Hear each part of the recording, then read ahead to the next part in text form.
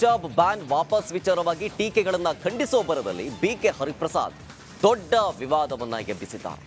ಬಿಜೆಪಿಯವರು ಬ್ರಿಟಿಷರ ಬೂಟ್ ನೆಕ್ಕಿದವರು ಅನ್ನೋ ಕಾಂಗ್ರೆಸ್ ಎಂಎಲ್ಸಿ ಹೇಳಿಕೆ ಭಾರೀ ಆಕ್ರೋಶಕ್ಕೆ ಕಾರಣವಾಗಿದೆ. ರಾಜ್ಯದಲ್ಲಿ ಧರ್ಮ ದಂಗಲ್ ಮಗ್ಗಲು ಬದಲಿಸಿದೆ. ಆ ಕುರಿತ ಒಂದು ವರದಿ ಇಲ್ಲಿದೆ.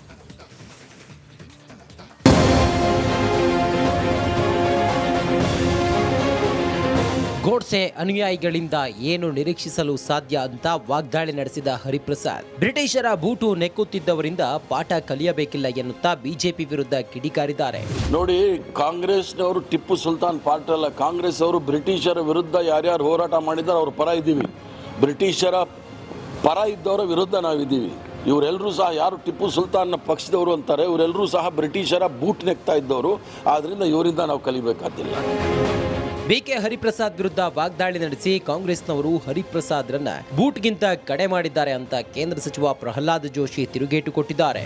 ಬಿಕೆ ಹರಿಪ್ರಸಾದ್ ಅವರು ಈಗ ಅವ್ರನ್ನ ಯಾರು ಬೂಟು ಅಂತ ಮಾತಾಡ್ತಿದ್ದಾರೆ, ಕಾಂಗ್ರೆಸ್ ಪಾರ್ಟಿ ಒಳಗೆ ಅವ್ರಿಗೆ ಬೂಟಿನಕ್ಕಿಂತ ಕಡಿಮೆ ಮಾಡಿದ್ದಾರೆ.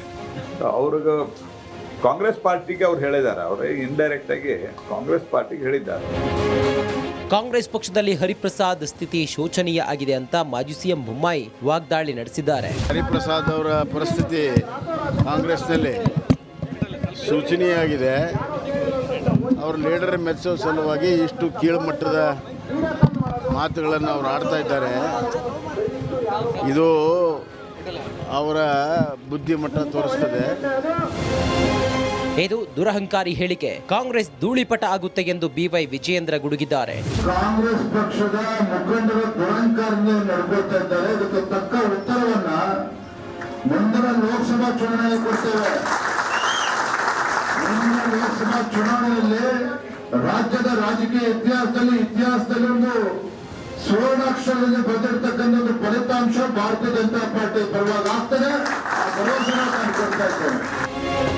ಒಟ್ನಲ್ಲಿ ಬಿಜೆಪಿಯವರು ಬ್ರಿಟಿಷರ ಬೂಟು ನೆಕ್ಕಿದವರು ಹೇಳಿಕೆ ವ್ಯಾಪಕ ಆಕ್ರೋಶಕ್ಕೆ ಕಾರಣವಾಗಿದೆ.